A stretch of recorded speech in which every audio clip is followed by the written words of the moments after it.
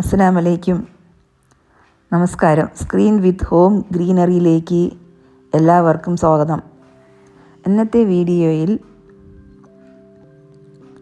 മണ്ണും വളവും ഒന്നും ഇല്ലാതെ വെള്ളത്തിൽ മാത്രം വളർത്താൻ പറ്റിയ 5 നല്ല ഇൻഡോർ ചെടികളെയാണ് ഞാനിവിടെ നിങ്ങൾക്കായി പങ്കുവയ്ക്കുന്നത്.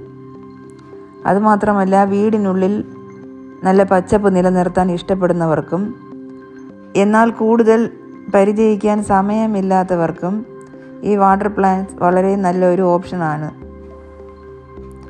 എന്തൊക്കെയാണ് ഈ ചെടികൾ എന്നും എങ്ങനെ ഇവ പ്രൊപ്പഗേറ്റ് ചെയ്യാമെന്നും നമുക്ക് നോക്കാം.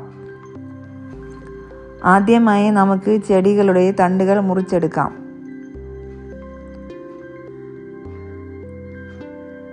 അതുപോലെ തന്നെ നമ്മുടെ ലക്കി ബാംബോ, ട്രസീന എന്നിവയെ മുറിക്കുമ്പോൾ നല്ല ആരോഗ്യമുള്ള തണ്ടുകൾ തിരഞ്ഞെടുക്കണം. മണി പ്ലാന്റ് മുറിക്കുമ്പോഴും സിങ്കോണിയം മുറിക്കുമ്പോഴും ഓരോ ഇലയുടെ താഴെയും നോഡ് ഉണ്ടെന്ന് ഉറപ്പുവരുത്തുക. എങ്കിൽ മാത്രമേ വെള്ളത്തിൽ വെച്ച് കഴിഞ്ഞാൽ വേഗത്തിൽ വേര് വരികയുള്ളൂ.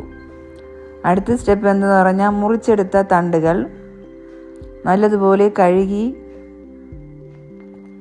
വൃത്തിയാക്കുക എന്നതാണ്.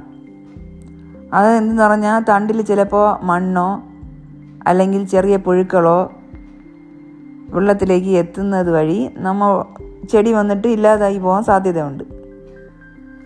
അതുകൊണ്ടാണ് ഒരു പാത്രത്തിൽ നല്ല വെള്ളം എടുത്ത് ഓരോ തണ്ടിനെയും ചുവട് ഭാഗം നല്ലതുപോലെ കഴുകി വൃത്തിയാക്കുക. ഇത് വാട്ടർ പ്രൊപ്പഗേഷനിൽ വളരെ പ്രധാനമായ ഒരു കാര്യമാണ്. ഇനി നമുക്ക് ഇവ ഗ്ലാസ് കുപ്പികളിലേക്കോ പ്ലാസ്റ്റിക് ജാറുകളിലേക്കോ ഭരണിയിലേക്കോ നമുക്ക് മാറ്റാം. ഇവിടെ ഞാൻ ഗ്ലാസ് കുപ്പിയും ഭരണിയുമാണ് ഉപയോഗിക്കുന്നത്. ഇവയിൽ നല്ല വെള്ളം നിറയ്ക്കാം. തണ്ടിൻ്റെ ചുവട് ഭാഗം മാത്രം വെള്ളത്തിലിരിക്കുമ്പോൾ ഇലകൾ വെള്ളത്തിൽ പുറത്തായിരിക്കാൻ ശ്രദ്ധിക്കുക. ഞാനിവിടെ കുറച്ച് മൾട്ടി കളർ പെബിൾസ് കല്ലുകൾ ഉപയോഗിക്കുന്നുണ്ട്. ഇത് ചെടികൾക്ക് കൂടുതൽ സപ്പോർട്ട് നൽകാനും കാണാൻ നല്ല ലുക്ക് കിട്ടാനും സഹായിക്കും. ഇപ്പോൾ നമ്മുടെ 5 ചെടികൾ നല്ല ഭംഗിയായ ഗ്ലാസ്സിൽ സെറ്റ് ആയി കഴിഞ്ഞല്ലോ.